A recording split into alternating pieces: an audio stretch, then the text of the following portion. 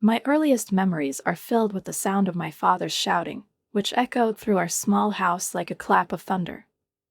The walls seemed to tremble, and it felt as though even the old cabinet in the corner might collapse at any moment.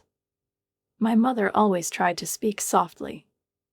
It was as if she feared that her voice would add even more chaos to our little world. I knew she was thinking about Leland and me.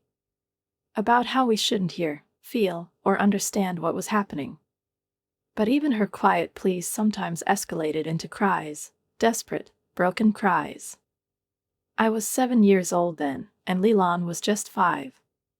She was too young to comprehend what was going on.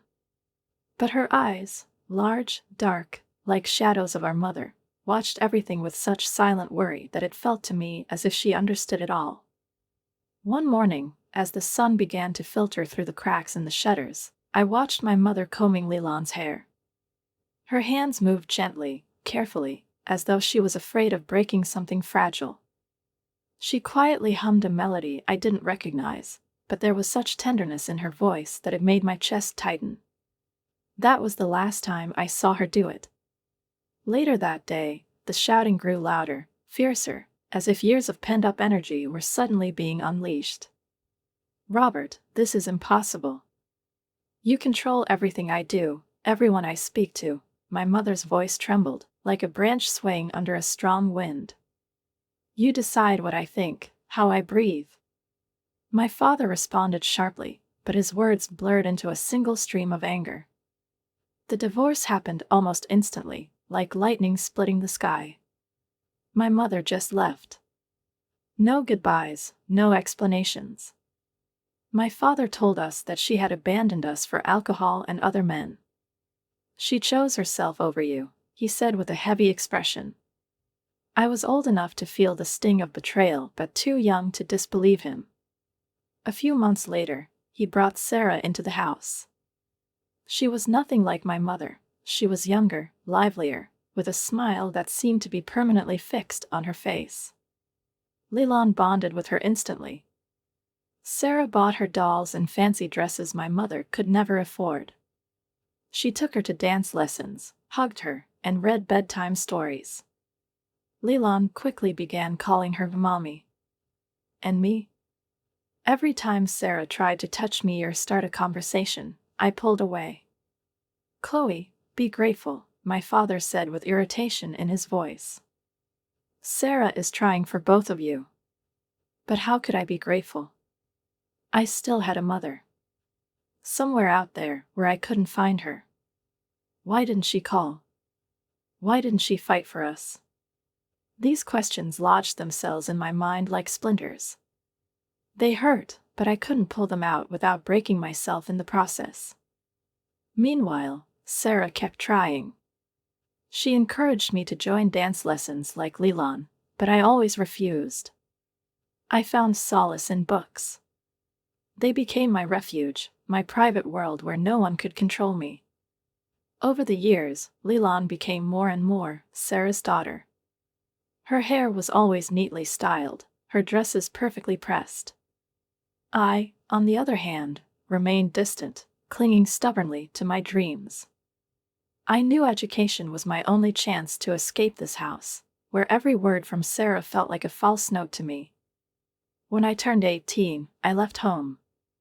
Getting into college was my salvation. I remember stepping into my tiny dorm room for the first time. It was small, with a narrow bed and a cheap desk, but it was mine. There was no Sarah with her rules or my father with his constant criticism. I felt free, as though I could finally breathe deeply after years of suffocation. I returned home only during the holidays. It was all for Leland. We were still sisters, despite the years and circumstances that had divided us. In her room, which looked like a princess's bedroom from a fairy tale, I would sit by the window and watch her. She lay sprawled on her bed, her eyes glued to her phone. "Have you thought about college?" I asked, trying to catch her gaze. Leland just shrugged, her fingers still flying across the screen. "Oh, I'm not going to college," she said casually, as if discussing the weather. "I'm getting married." My coffee cup froze halfway to my lips. I almost choked. You're getting married? Leland, you're not even 18 yet. When did this happen? She finally tore her eyes away from her phone and looked at me, her eyes sparkling with excitement. Sarah introduced me to Marcus last year. His family owns Preston Properties. You've heard of them, right? A huge real estate company downtown. They're absolutely loaded, Chloe. And he's just perfect. Her voice poured out like honey, and I felt something tighten inside me. But what about your dreams? You always said you wanted to be a teacher, I reminded her, recalling the joy she used to show when playing school with a little chalkboard, plush students, and chalk in hand. Leland waved dismissively, as if it were nothing. Oh, that's just childish nonsense, she brushed it off. Sarah says I don't need college anyway. She thinks a woman's true purpose is to start a family and have children. Why waste time getting a degree when I can start my real life right now? I gripped my mug tighter, fighting the urge to launch into a lecture on feminism and independence. Instead, I took a deep breath and calmly said, "Just think about it, Leland. About what you want, not Sarah or Marcus." Leland whipped her head around, her gaze turning icy. "I know what I want," she said, practically hissing. "Not everyone needs to be a career woman like you." That word, career woman, left her mouth like an accusation. As if my pursuit of independence was something to be ashamed of. The breath caught in my throat, but I stayed silent. It was her life, her choice, and I knew that any words at that moment would only build a wall between us. After her wedding, which Sarah turned into a lavish event that the town gossiped about for weeks, our paths diverged. I found a remote job as an accountant, rented a small but cozy apartment on the other side of the city, and relished the independence I'd craved for so long. The job was far from glamorous, but it gave me freedom. Meanwhile, Leland was living her perfect life. A year later, she had her first child, James, and another year after that came Emma. I tried to stay a part of their lives, though it wasn't easy. The peaceful rhythm of my life began to crumble the day Leland first showed up unannounced. She stood at my doorstep in a designer tracksuit that probably cost more than my monthly rent. In one hand, she held an expensive handbag, and in the other, 2 children's bags. "I have a spa appointment," she announced without waiting for a response, and began setting the bags down in my living room. "You'll watch them, thanks, sis." "Leland, I started to protest, but she cut me off. "James just ate, and Emma might need a diaper change soon." "Oh, and James loves his stuffed elephant. It's in the blue bag somewhere." Before I could even process what was happening, she was out the door, leaving me alone with a toddler and a baby. This became her routine. At first, it was occasional visits, a meeting, a lunch, some shopping. Then she began showing up more often, dropping off the kids as if they were packages that needed temporary storage. Every time, I felt anger bubbling inside me, but I gave in. They were my niece and nephew, after all. I couldn't just turn them away. But the real shock came the day Leland and Marcus decided to go on a romantic getaway. She appeared at my apartment with the kids, 2 suitcases, and a beaming smile. "Our flight leaves in a couple of hours," she announced cheerfully. "We'll be gone for 3 days. I've brought everything the kids need. You'll manage, right, Chloe?" Saying I was shocked would be an understatement. My frustration boiled over. "Leland, you didn't even ask if I could." "I have work, I can't just." She cut me off with a light laugh. "Oh, Chloe, you're so responsible," she said, as though it were a compliment. "I know you'll manage." And before I could utter another protest, she and Marcus were gone, leaving me with 2 children and a 3-day supply of food and diapers. The constant interruptions were driving me insane. Accounting required focus and attention to detail, Two things that felt increasingly out of reach in my life. Little James and Emma brought chaos into my apartment, chaos that I tried to tame but that always seemed to win. Every time I sat down at my laptop, there was a cry, a crash, or a little voice calling, "Auntie Chloe, I'm hungry." I tried to work early in the mornings, before Leland's surprise visits, or late at night, after the kids were gone. But I still couldn't catch up. The mistakes began piling up. Small errors in calculations that could lead to major consequences started catching my boss's attention. "Chloe, you're usually so meticulous. What's going on?" he asked, and I mumbled something about being tired, too afraid to admit that my life was being consumed by motherhood that wasn't mine. One day, when Leland dropped off the kids yet again, I decided it was time for a serious conversation. "Why don't you ask Sarah or Dad to watch the kids sometimes?" I suggested as she was getting ready to leave. "Dad's always at work," she replied, snapping her designer handbag shut. "And Sarah says the noise gives her migraines. Besides, you're so good with them." She smiled and quickly disappeared out the door, leaving me with two toddlers and a fresh wave of frustration. I watched her perfect figure and flawlessly styled hair as she left, wondering how she could so easily brush off her responsibilities. Why was I, with my full-time job, the one taking care of children she couldn't handle for even a day? The breaking point came one Tuesday. I had a critical deadline, and James was especially energetic. I was trying to work, but everything was spiraling out of control. At the moment I turned away from my laptop to take a pencil away from Emma, who was trying to chew on it, there was a loud crash. James had been jumping on the couch, despite my repeated warnings, and he fell. At first, he seemed fine, but by the time Leland came to pick them up, a bright purple bruise had spread across his shin. The moment she saw it, her face twisted with anger. "What the hell, Chloe?" she yelled, making both kids burst into tears.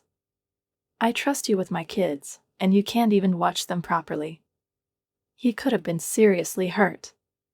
"Leland, I'm doing the best I can," I began, trying to explain. "The best you can," she interrupted. "You're too busy with your spreadsheets to keep my son safe. I knew I shouldn't have left them with you. You're so irresponsible." Something inside me broke. Years of pent-up resentment, frustration, and the constant feeling of being taken for granted spilled out all at once. "Get out," I said quietly, but there was steel in my voice. "Take your kids and get out of my apartment." She froze, her eyes widening in disbelief. "I'm sorry, but I'm not going to be your free babysitter anymore, Leland. I have a job. A real job that pays my bills. I can't keep dropping everything just because you want a spa day or lunch with friends. You want help? Hire a professional nanny." I practically pushed them out the door, ignoring Leland's stunned expression and the children's confused tears. The moment the door shut, I felt a wave of relief. But it didn't last long. My phone rang almost immediately. My father's name lit up on the screen. "What the hell are you doing?" his voice thundered before I could say a word. "Your sister is crying. How dare you treat her like that? If she doesn't like how I look after her kids, maybe she should start doing it herself," I shot back. "You will apologize to your sister immediately." "That kind of behavior is unacceptable," he barked. "What's unacceptable is dumping your kids on someone without warning and then getting angry when they don't receive professional care," I replied, struggling to keep my voice steady, though I was boiling inside. He said something else, but I wasn't listening anymore. I tossed my phone onto the couch and ran a hand over my face, feeling exhaustion settle over me. Inside, I was simmering with anger, mixed with a deep sadness. How much more of this could I take?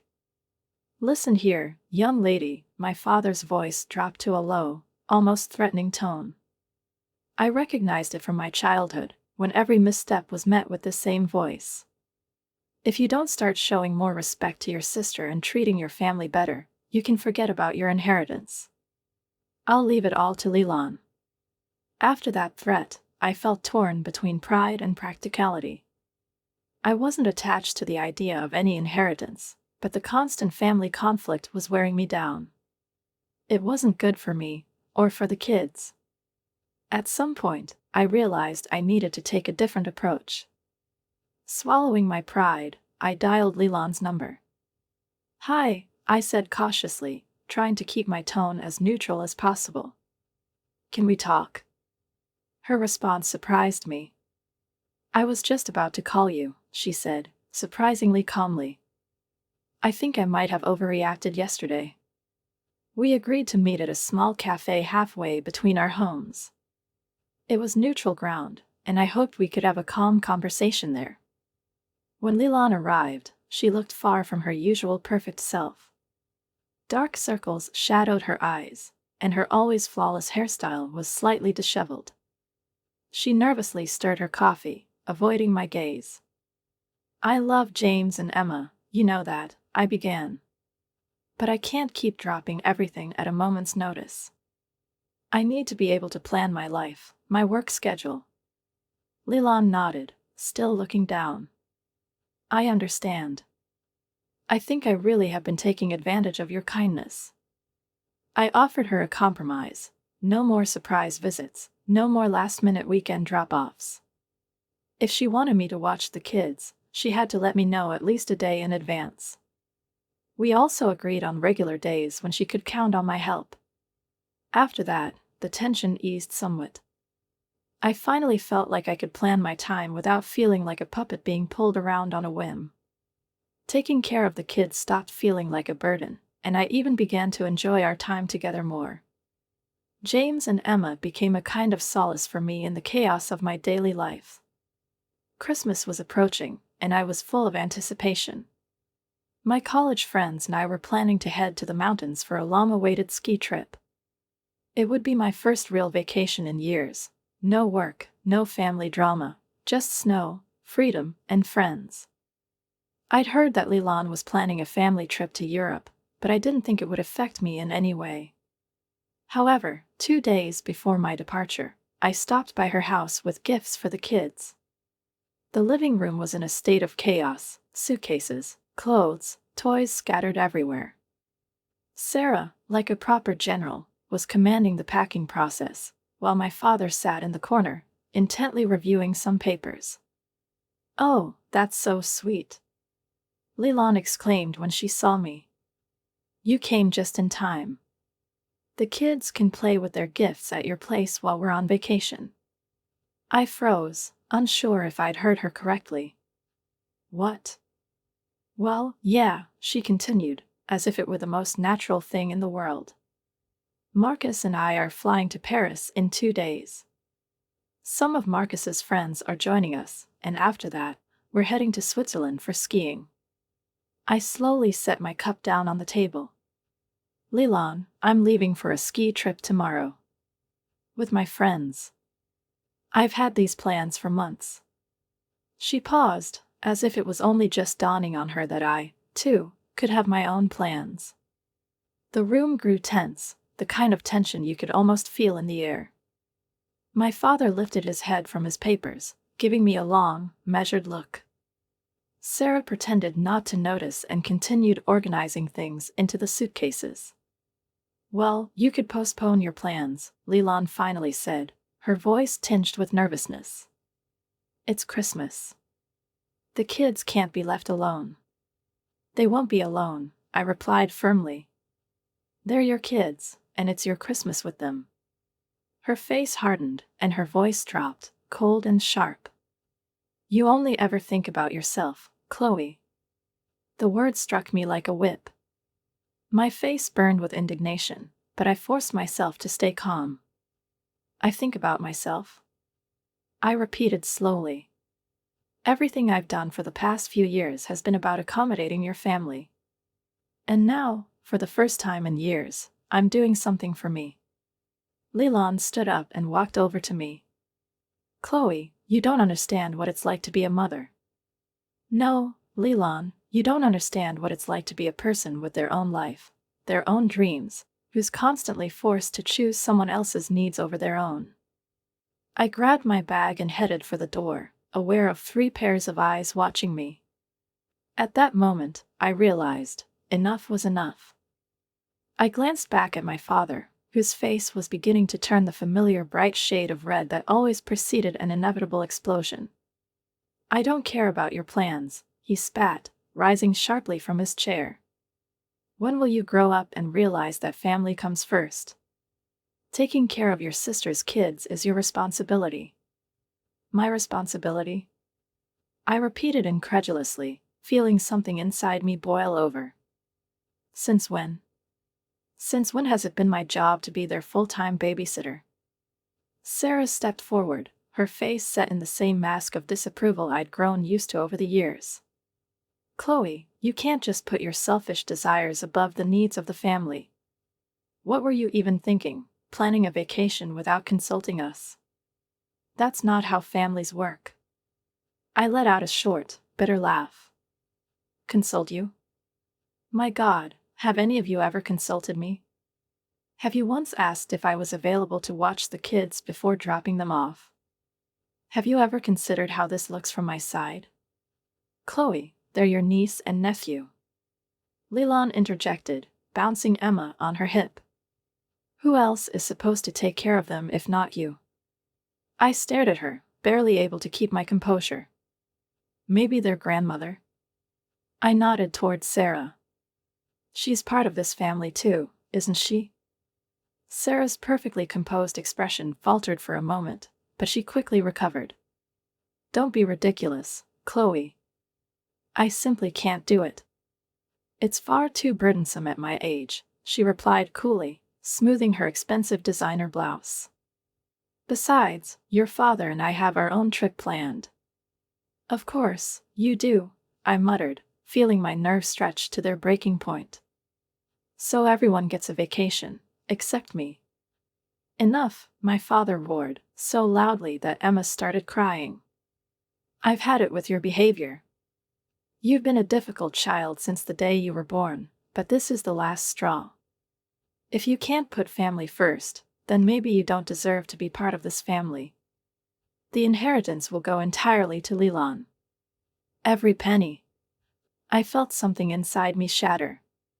Years of manipulation, the feeling that I was just a resource to be used, like I wasn't a person, but a convenient tool, all of it came rushing out like a flood through a broken dam. "You know what? Keep your damn inheritance," I shouted, grabbing my coat. "I won't let you manipulate me anymore, and I won't put my life on hold for your convenience. You can all go straight to hell." I slammed the door behind me, my hands trembling with anger. As I got into my car, the rage slowly gave way to an odd sense of relief. It felt as though I had finally broken free from heavy, invisible chains that had held me captive for so long. When I got home, I rushed to my suitcase, hurriedly packing everything I needed for the trip. The thought ringing in my head was simple: I'm doing this for myself. For the first time in years, I chose me. A few hours later, my friends and I were on the road, heading to the mountains. I turned off my phone, deliberately cutting myself off from any connection to home. The ski trip with my friends was the perfect escape. I savored every moment: the crisp air, the soft snow, the laughter. Everything felt too good to be true. 2 days into our stay at the cozy mountain cabin, I decided to check the footage from the security camera I'd installed after one too many surprise visits from Leland. What I saw made my heart stop. On the screen, my father stood at my door, pounding on it as if he intended to break it down. Sarah, visibly irritated, kept peering through the peephole. Leland was pacing back and forth, holding a crying Emma, while James, completely unfazed by the commotion, sat on the floor playing with toy cars. They stayed there for hours, alternating between pleading and issuing threats, but I was too far away to hear any of it. They couldn't believe that I had actually chosen myself over their constant demands. My phone had started blowing up with calls on the very first day of my vacation. I'd silenced notifications, but the missed calls kept climbing. 27 from Dad, 43 from Leland, 15 from Sarah. I didn't even bother checking the voicemails or texts, though I accidentally opened one. "If you don't call me back right now, young lady," my father's voice boomed, loud and menacing. I deleted the message immediately, not even bothering to finish it. Sarah's messages were a masterclass in guilt-tripping. "I've never seen the kids this upset, Chloe. How could you abandon your family at Christmas?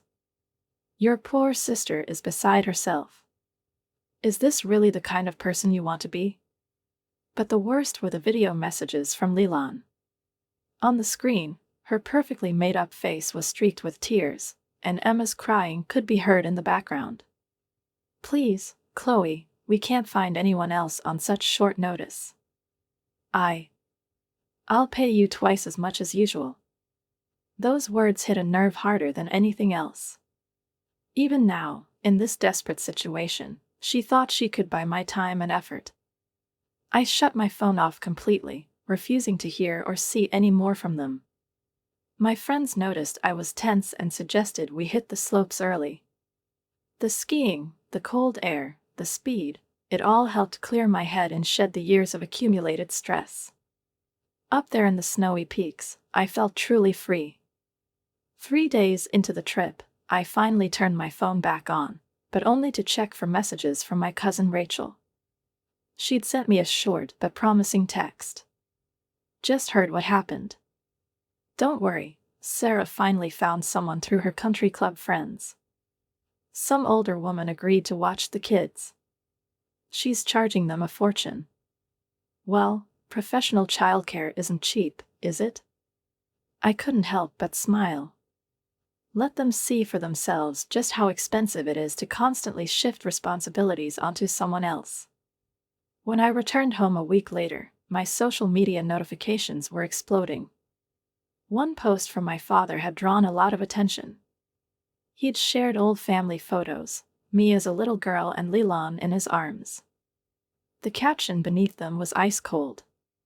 "With a heavy heart, I write this. As of today, I am officially disowning my eldest daughter, Chloe. She has betrayed not only me but our entire family, abandoning her sister and young nieces and nephews at Christmas for her selfish desires. A true daughter would never put her own needs above those of her family. From this moment on, all of my assets and inheritance will go to my younger daughter, Leland, who understands the true meaning of family loyalty. Chloe is no longer welcome in our home or our lives." The post had garnered hundreds of reactions, mostly from his business associates and church friends. They offered their sympathies to him and condemned me for my ingratitude and selfishness. Sarah, of course, didn't miss the chance to fan the flames, sharing the post with her own commentary about how ungrateful children and modern values were destroying family bonds. I stared at the screen, my fingers hovering over the keyboard. It felt like I should respond, but no thoughts came to mind. I simply closed the app without leaving a like or a comment. If they wanted a public spectacle, they could have it without my participation. That evening, I sat in my apartment, gazing out at the dark windows and listening to the silence.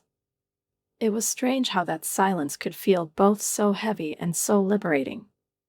For years, I'd grown used to the pressure, the accusations, the constant sense of obligation that never brought any fulfillment or gratitude. And now, with all of that gone, I felt like I had nothing left to lose. My hands trembled as I typed a message to Rachel. "Thanks for letting me know. I'm fine." But deep down, I knew this was only the beginning. I still had my job, and for the first time in a long while, a quiet apartment entirely to myself.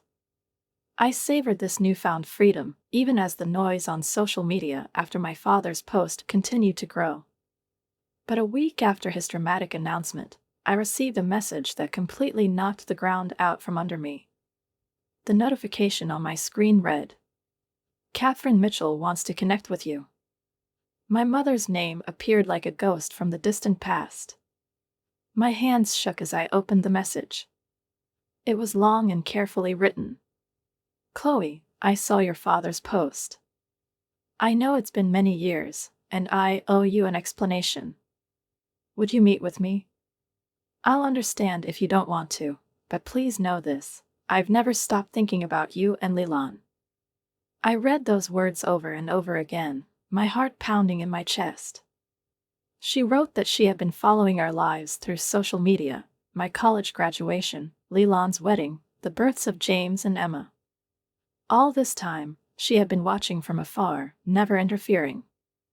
My hand trembled as I typed my reply. I agreed to meet her at a small cafe on the other side of town. When I walked inside, I spotted her immediately. She was sitting at a table by the window, clutching a mug in her hands. She looked older than I remembered, with wrinkles around her eyes and silver strands in her hair, but there was something familiar in her gaze. Those eyes, the same ones that had watched over me in my childhood, now met mine again. She hugged me, and I caught a faint scent of lavender, the same fragrance she had always worn when I was little. "I'm so sorry, Chloe," she began as we sat down. Her voice trembled, and it was unexpectedly painful to hear. "I know no apology can make up for all these years, but you deserve to know the truth." What she told me shook me to my core. My father had systematically kept her away from us, painting himself as the victim. He had sent her photos and videos of Lilan and me smiling next to Sarah, at family holidays, school events. "Look how happy they are," she said, showing me old messages from my father on her phone. "Sarah is such a wonderful mother to them. They don't even remember you. Why would you want to ruin their lives?" My mother read aloud, her voice breaking. "The girls now call Sarah Mom. It would only confuse them if you tried to come back. Chloe is doing so well in school. Sarah helps her with homework. She's completely forgotten about you." The words cut through me like a knife, especially those about Lilan. My mother continued. "Lilan asked why she doesn't look like her mom, and we told her she looks like her dad. She was so happy to hear that. Don't ruin this for her." But the most important revelation wasn't in the manipulation. My mother reached into her bag and pulled out an old folder full of documents. She opened one of the pages and slid it across the table to me. "These are the child support payments I made over the years," she said, stirring her untouched coffee. "Your father and I had an agreement. This money was supposed to be saved for you, for when you turned 18. It would have been enough to buy a small apartment and help you start your life." I slowly looked up at her, memories swirling in my mind. My father's promises of an inheritance, which he wielded like a weapon to control me. His threats to leave me with nothing if I didn't put family first. "He promised me he'd tell you about this," she continued. "But now I see that money was used for something else entirely." Her words echoed inside me. I remembered how he'd told me she had abandoned us for other men and alcohol.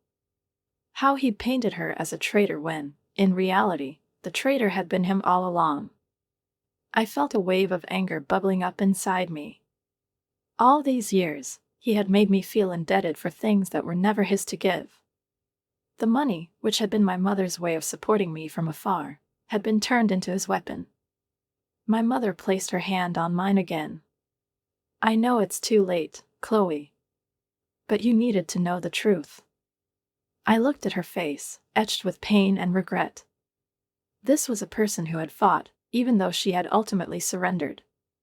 And despite everything that had happened, I suddenly didn't feel anger toward her, just a quiet gratitude for this conversation. "Thank you for telling me," I said softly, though my voice was firm.